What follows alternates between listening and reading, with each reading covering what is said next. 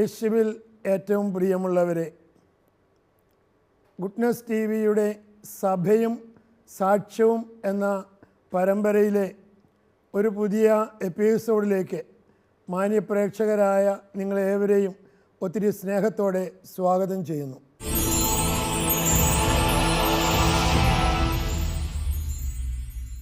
കഴിഞ്ഞ ആഴ്ചയിൽ നമ്മൾ ചിന്തിച്ചുകൊണ്ടിരുന്നത് അൽമായരായ നമ്മൾ ഏതെല്ലാം തലങ്ങളിലാണ് സാക്ഷിയായി തീരേണ്ടത്. കുടുംബം, ഇടവക, സമൂഹം, ലോകം എന്നിങ്ങനെ 3 തലങ്ങളിലാണെന്ന് കണ്ടു. അതിൽ കുടുംബത്തിൽ എങ്ങനെയാണ് നമ്മൾ സാക്ഷിയായി തീരുക, അതിനെക്കുറിച്ച് ചിന്തിക്കാൻ ആരംഭിക്കുമ്പോഴാണ് നമ്മൾ ആ എപ്പിസോഡ് അവസാനിപ്പിച്ചത്. നമ്മൾ ഇന്ന് ആ ചിന്ത തുടർന്നുകൊണ്ട് പോവുകയാണ്. ഇന്ന് നമ്മളുമായിട്ട് ഈ കാര്യങ്ങൾ പങ്കുവയ്ക്കുവാൻ നമ്മുടെ കൂടെയുള്ള സ്നേഹബഹുമാനപ്പെട്ട ഫിലിപ്പ് തയ്യിലച്ഛനെ നിങ്ങളുടെ ഏവരുടെയും പേരിൽ ഒത്തിരി സ്നേഹത്തോടെ സ്വാഗതം ചെയ്യുന്നു.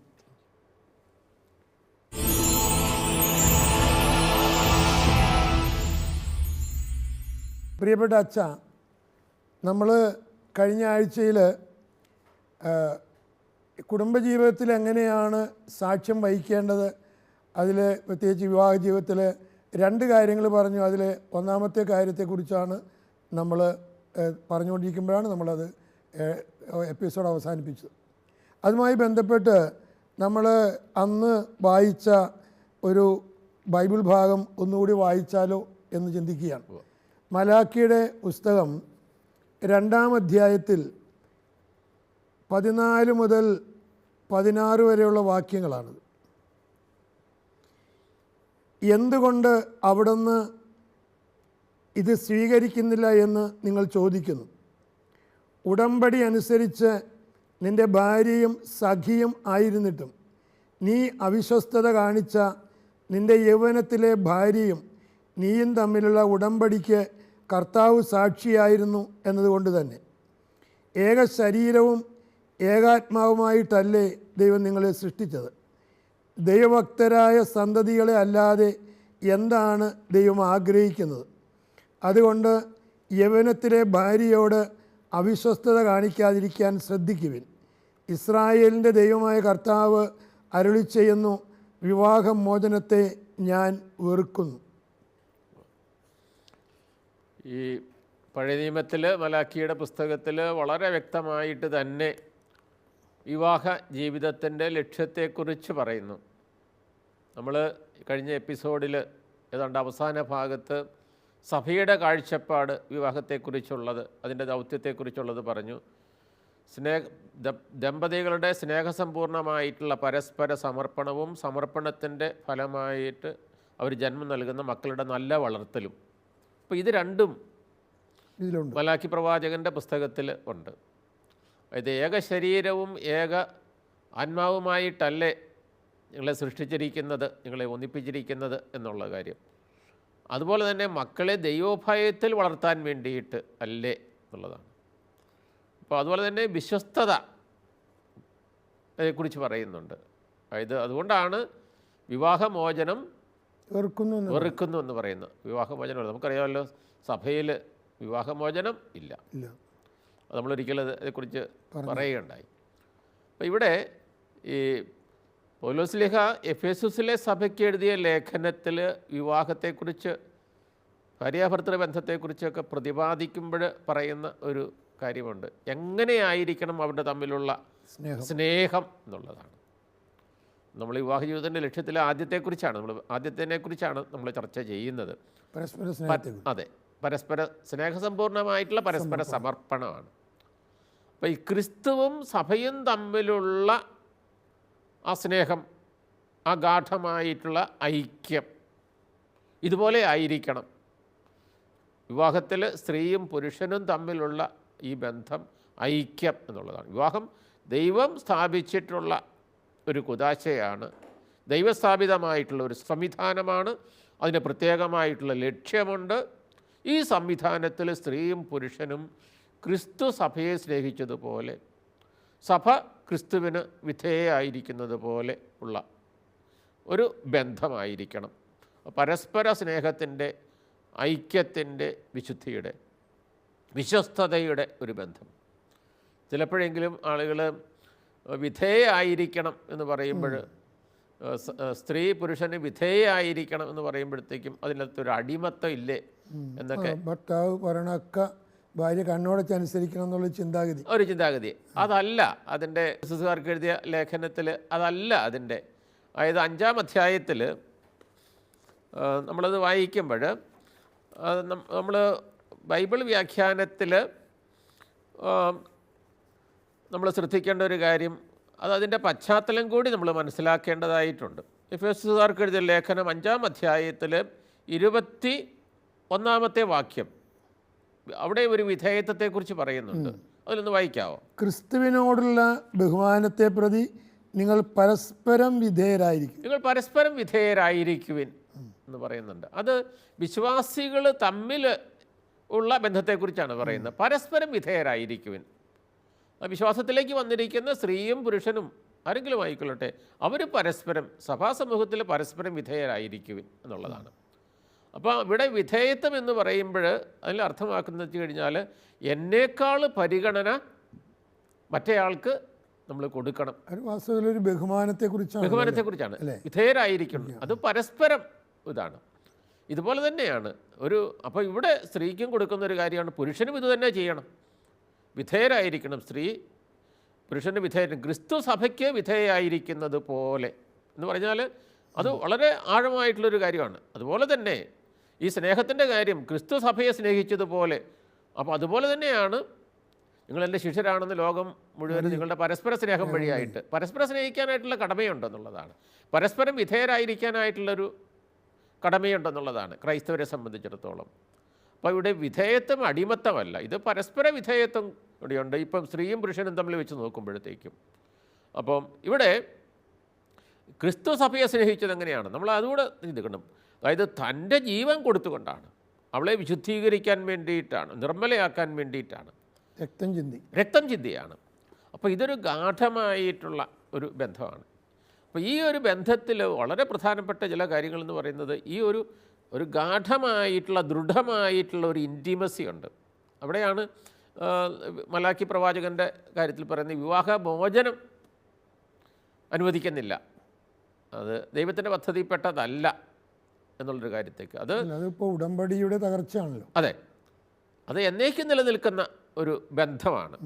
വിവാഹ ജീവിതത്തിലേക്ക് പ്രവേശിക്കുന്ന ആളുകൾ എടുക്കുന്ന വാഗ്ദാനം ഇന്നു മുതൽ മരണം നമ്മെ വേർപെടുത്തും വരെ, മരണം വരെ എന്നുള്ളതാണ്.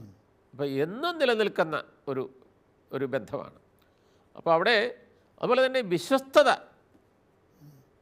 അല്ല, നമ്മൾ വിവാഹ ഉടമ്പടി ചെയ്യുമ്പോൾ പറയുന്ന പ്രതിജ്ഞയിൽ ഈ കാര്യങ്ങളൊക്കെ ഉണ്ടല്ലോ. പരസ്പരം സ്നേഹിച്ചും ആദരിച്ചും വിശ്വസ്തയോടെ ഒന്നിച്ച് ജീവിച്ചു കൊള്ളാനും വാഗ്ദാനം ചെയ്യുന്നു. അപ്പോൾ അത് വേദപുസ്തകം സാക്ഷിയാക്കിയിട്ടാണ് ഈ വാഗ്ദാനം ചെയ്യുന്നത്. അപ്പോൾ ഇവിടെ പരസ്പരം സ്നേഹിച്ചു ഒരു പ്രധാനപ്പെട്ടതാണ്. ആദരിച്ച് ഒരു ആദരവുണ്ട് ദിവസത്തിൽ. അവിടെ വിശ്വസ്തതയുണ്ട്, പരസ്പര സ്നേഹമുണ്ട്. ഈ സ്നേഹം എന്ന് പറയുന്നത് അവരുടെ നന്മയാണ് നോക്കുന്നത്. എൻ്റെ ജീവിത പങ്കാളിക്ക് വേണ്ടിയിട്ട് എനിക്കെന്ത് ചെയ്യാനായിട്ട് സാധിക്കും എന്നുള്ളതാണ്. അല്ല, ജീവിത പങ്കാളി എനിക്ക് വേണ്ടിയിട്ട് എന്ത് ചെയ്യും എന്നുള്ളതാണ് അല്ല എന്നുള്ളതാണ്. അപ്പോൾ ഇതിന് റെസ്പെക്റ്റ് ഉണ്ട്, പരസ്പര ബഹുമാനമുണ്ട് എന്നുള്ളതാണ്. അപ്പം ജീവിത പങ്കാളിയെ ബഹുമാനിക്കാനായിട്ട് പല കാരണങ്ങളുണ്ടെന്നുള്ളത്. അതിലൊന്ന് ഏറ്റവും പ്രധാനപ്പെട്ടത് എല്ലാ മനുഷ്യരും ദൈവത്തിൻ്റെ ഛായയിലും സാദൃശ്യത്തിലും സൃഷ്ടിക്കപ്പെട്ടതാണെന്നുള്ളത്. അപ്പോൾ ഒരു ദൈവത്തിൻ്റെ ഛായയിൽ സാദൃശ്യത്തിലും സൃഷ്ടിക്കപ്പെട്ടതാണ് എൻ്റെ ജീവിത പങ്കാളി, എൻ്റെ ഭാര്യ, എൻ്റെ ഭർത്താവ് എന്നുള്ള പരസ്പരം ആ ഒരു ബഹുമാനം വേണം. ഈ മലാക്കിയുടെ പുസ്തകത്തിൽ അച്ഛൻ ശ്രദ്ധിച്ചോ എന്നറിയില്ല, അതിനകത്തൊരു വാക്ക് പ്രത്യേകം ഉപയോഗിച്ചിട്ടുണ്ട്, സഖി. സഖി അത് വളരെ നിർണായകമായ വാക്കാണ്. എനിക്ക് ഇംഗ്ലീഷിൽ അതിന് വാക്ക് കമ്പാനിയൻ എന്നാണ് ഉപയോഗിച്ചത്. കമ്പാനിയൻ എന്നുള്ള മനസ്സിലാർത്ഥം കുംപാനിയസ്, one who shares your bread with. അപ്പോൾ അതവിടെ എല്ലാം പങ്കുവയ്ക്കുന്ന ഒരവസ്ഥ സഖി. അപ്പോൾ വളരെ അർത്ഥവത്തായിട്ടുള്ള ഒരു കാര്യമാണ്. അപ്പോൾ ഇവിടെ ആളെ എന്തുകൊണ്ട് റെസ്പെക്റ്റ് ചെയ്യണം? ചിലപ്പോൾ അത് റെസ്പെക്റ്റ് എന്ന് പറയുന്നത് ദൈവത്തിൻ്റെ ഛായയിൽ സാദൃശ്യത്തിൽ സൃഷ്ടിക്കപ്പെട്ട ഒരാളാണ്. മാത്രമല്ല ദൈവം എന്നെ ഏൽപ്പിച്ച ഒരു വ്യക്തിയാണ്.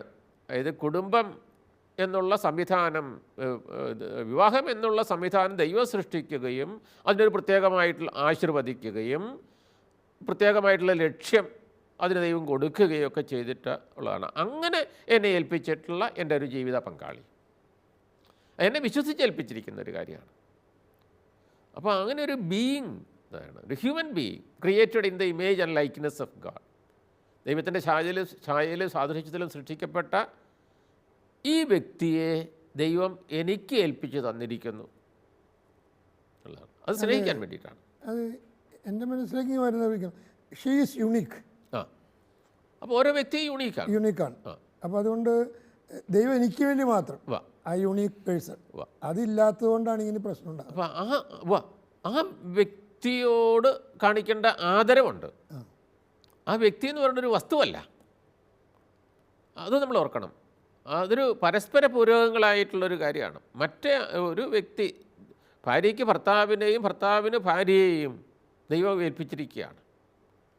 അപ്പോൾ ആ ഒരു ഇതിനോടുകൂടി, അപ്പോൾ എൻ്റെ താല്പര്യങ്ങൾക്കനുസരിച്ച് ജീവിക്കാനായിട്ടുള്ള ഒരു വ്യക്തിയായിട്ട് കാണണം, അല്ലാതെ ഒരു വസ്തുവായിട്ട് കാണാനായിട്ട് പാടില്ല.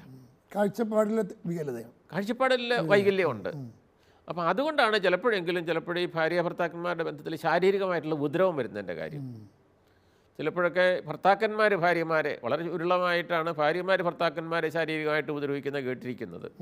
പക്ഷേ അതായത് ഭർത്താക്കന്മാർ, അത് എനിക്കതിനുള്ളൊരു അധികാരമുണ്ട്, അവകാശമുണ്ടെന്നുള്ള രീതിയിലാണ് പെരുമാറുന്നത് ഓർക്കണം.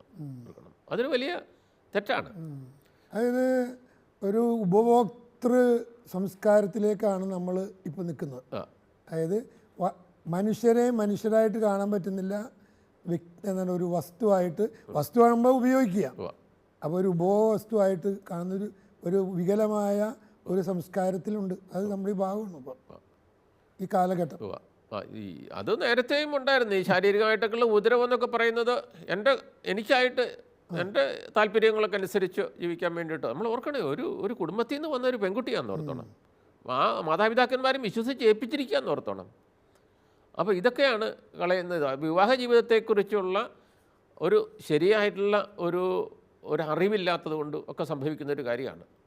വേണ്ടത്ര ഒരുക്കമില്ലാതെ വിവാഹ ജീവിതത്തിലേക്ക് പ്രവേശിക്കുന്നത് കൊണ്ട് സംഭവിക്കുന്നൊരു കാര്യമായിട്ടാണ് എനിക്ക് തോന്നുന്ന ഒരു കാര്യം. എന്താണ് വിവാഹ ജീവിതം, അതിൻ്റെ ലക്ഷ്യമെന്ത് എന്നുള്ളതിനെക്കുറിച്ച് അറിയില്ല. അപ്പം സ്നേഹമുണ്ട്, പരസ്പര ബഹുമാനമുണ്ട്, അതുപോലെ ആളുകളെ മനസ്സിലാക്കണം എന്നുള്ളതാണ്.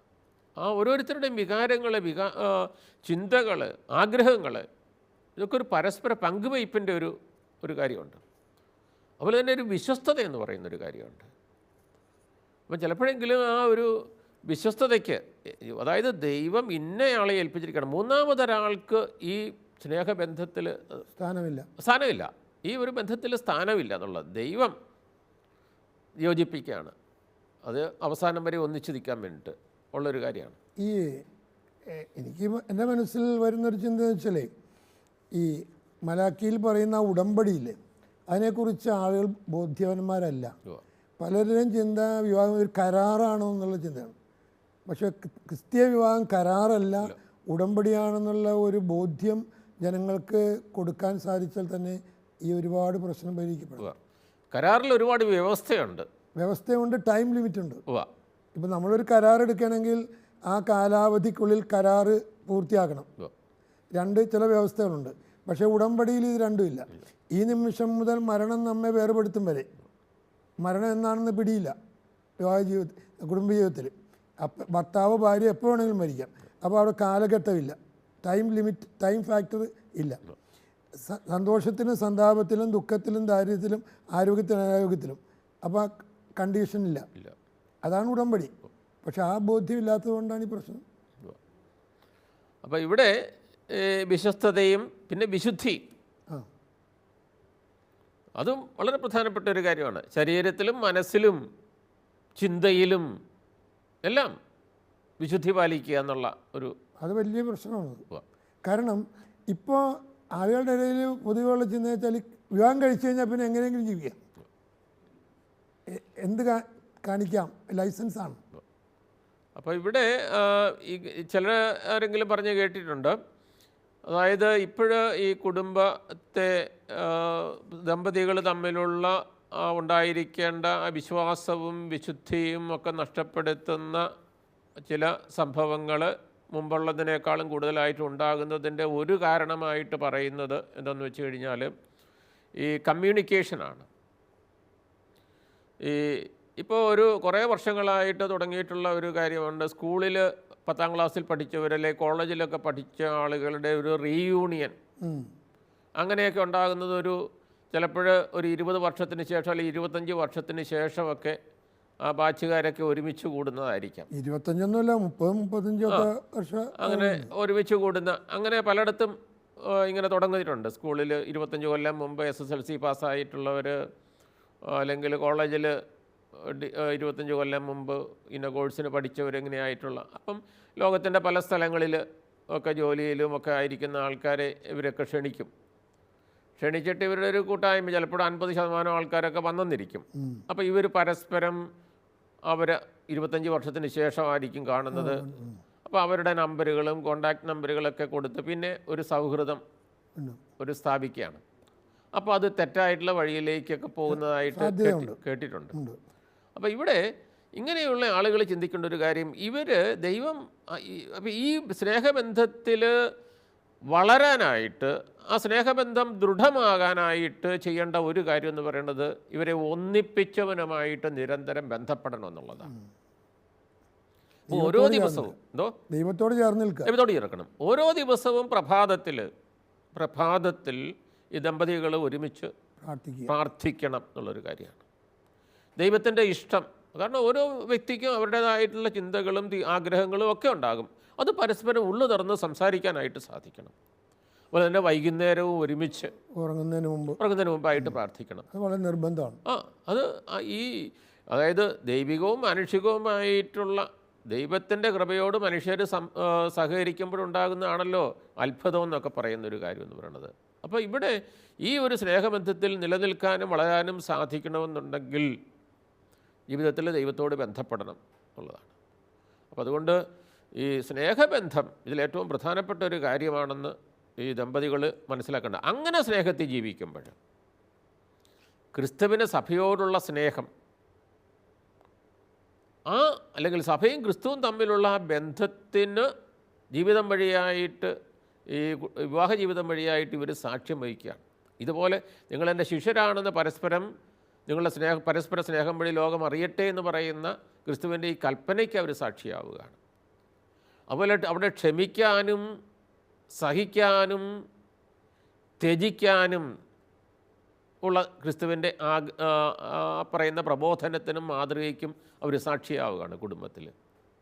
അപ്പോൾ ഇതത്ര എളുപ്പമുള്ള കാര്യമൊന്നുമല്ല. അല്ല അച്ഛാ, ഇപ്പോൾ ഇന്നത്തെ കാലഘട്ടത്തിലാണെങ്കിൽ ഇപ്പോൾ ബദ്ധപ്പാടിലാണ് ആളുകൾ. ഒന്നുകിൽ ജീവിത പങ്കാളി ആരെങ്കിലും ഒരാൾ നാട്ടിലുണ്ടാവില്ല, വിദേശത്തായിരിക്കാം പലപ്പോഴും. അപ്പോൾ അതുകൊണ്ട് ഇവർ ഒരുമിച്ച് പ്രാർത്ഥിക്കാൻ സാധിക്കാത്തൊരവസ്ഥ. അല്ലെങ്കിൽ നാട്ടിലാണെങ്കിൽ തന്നെ ചിലപ്പോൾ ജോലിയുടെ തിരക്കിലും ബിസിനസ്സുകാരാണെങ്കിൽ അവരുടെ തിരക്കിലും, അപ്പോൾ കുടുംബ പ്രാർത്ഥന പോലും ഇല്ലാത്തൊരവസ്ഥയുണ്ട്. അതൊക്കെ അപ്പോൾ കൂട്ടി യോജിപ്പിച്ചവനെ കൂടെ നിർത്താൻ പറ്റാത്തതിൻ്റെയാണ് ഇതിൻ്റെ എല്ലാം പ്രശ്നം. അല്ല, ഇപ്പം സാറ് പറഞ്ഞ അതുകൊണ്ടാകും. ജീവിത പങ്കാളിയിൽ ഒരാൾ നാട്ടിലും മറ്റൊരാൾ വിദേശത്തുമായിരിക്കാം. പിന്നെ ജീവിത മാർഗം തേടി ഇപ്പം നാട്ടിലാണെങ്കിൽ പോലും ഒക്കെ ചിലപ്പോൾ രാവിലെ പോകുന്നു, വൈകുന്നേരം തിരിച്ചെത്തുന്നു, രാത്രിയൊക്കെ ആയി കഴിയുമ്പോഴത്തേക്ക് അങ്ങനെയൊക്കെ സംഭവങ്ങളുണ്ടാവുമെങ്കിൽ പോലും അവർക്ക് ഒന്നിക്കാനായിട്ട് ഒരുമിച്ച് ഉള്ള അവരുടെ സംസാരം എന്നൊക്കെ പറയുന്ന അതിനുള്ള അവസരം കിട്ടുന്നു എന്ന് പറയുന്നത്. അപ്പോൾ സന്തോഷപൂർവ്വം ലഭിക്കുന്ന അവസരം സന്തോഷപൂർവ്വം വിനിയോഗിക്കാനായിട്ട് സാധിക്കണം എന്നുള്ളൊരു കാര്യമാണ്. അവിടെയാണ് വരുന്നത്. അല്ലാതെ വഴക്കുണ്ടാക്കാനായിട്ടോ കുറ്റം പറയാനായിട്ടോ കുറവുകൾ പർവ്വതീകരിക്കാനായിട്ടോ ഉള്ള ഒരു സമയമായിട്ട് അതിനെ എടുക്കരുത്. അപ്പോൾ എനിക്ക് നൽകപ്പെട്ടിരിക്കുന്ന, അപ്പോൾ ആ ഒരു സന്തോഷകരമായിട്ടുള്ള, വിദേശത്താണെന്നുണ്ടെങ്കിൽ അല്പസമയം കണ്ടെത്തുക എന്നുള്ളൊരു കാര്യമാണ്. നമ്മൾ ജീവിതം എന്ന് പറയുന്നത് അപ്പം തേടാൻ വേണ്ടിയിട്ട് മാത്രമല്ലല്ലോ. ഒരു മനുഷ്യൻ ജീവിക്കുന്നത് അപ്പം ആവശ്യമാണ്. പക്ഷേ അപ്പം കൊണ്ട് മാത്രമല്ലല്ലോ മനുഷ്യൻ ജീവിക്കുന്നത് എന്ന് പറയുന്നത്. ദൈവത്തിൻ്റെ വചനം കൊണ്ടുകൂടിയാണെന്ന് കർത്താവ് ഓർമ്മിപ്പിക്കുന്നത് പോലെ തന്നെ അപ്പം നമ്മൾ കുറേ അങ്ങോട്ട് സമ്പാദിക്കുക മാത്രമല്ലല്ലോ, അതല്ലല്ലോ ജീവിക്കാൻ വേണ്ടി, നമ്മൾ ജീവിക്കാൻ വേണ്ടിയിട്ടാണ്. അപ്പോൾ ഈ ലോകത്തിലെ നമ്മുടെ ജീവിതം എന്ന് പറയുന്നത് സന്തോഷത്തോടെയും സമാധാനത്തോടെയും ഉള്ള ഒരു ജീവിതത്തിന് ഉള്ളൊരു ശ്രമം നമുക്ക് ആവശ്യമാണ്. അപ്പോൾ അതുകൊണ്ട് ദമ്പതികൾ രണ്ടും രണ്ട് സ്ഥലത്താണെങ്കിൽ പോലും ഇത്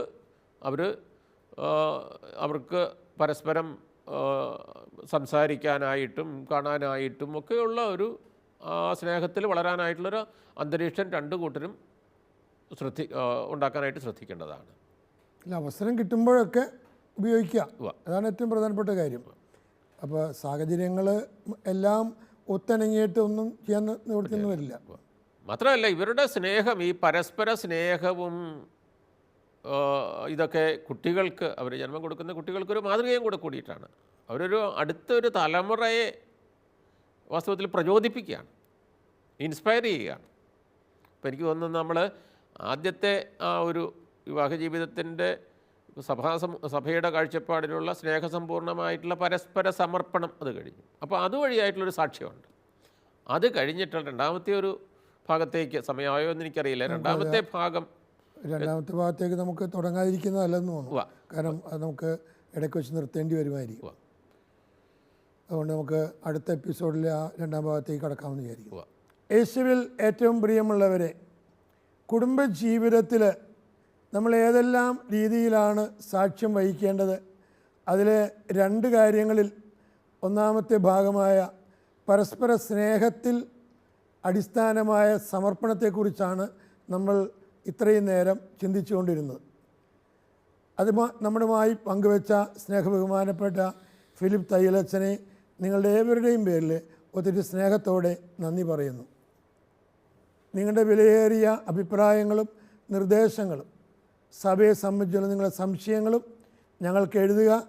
കത്തുകൾ അയക്കേണ്ട വിലാസം: ദ പ്രൊഡ്യൂസർ, സഭയും സാക്ഷ്യവും, witness TV, divine vision complex, Muringoor PO, Chalakudy 680309. മറ്റൊരു എപ്പിസോഡിൽ നമ്മൾ വീണ്ടും കണ്ടുമുട്ടുന്നത് വരെ നന്ദി, നമസ്കാരം.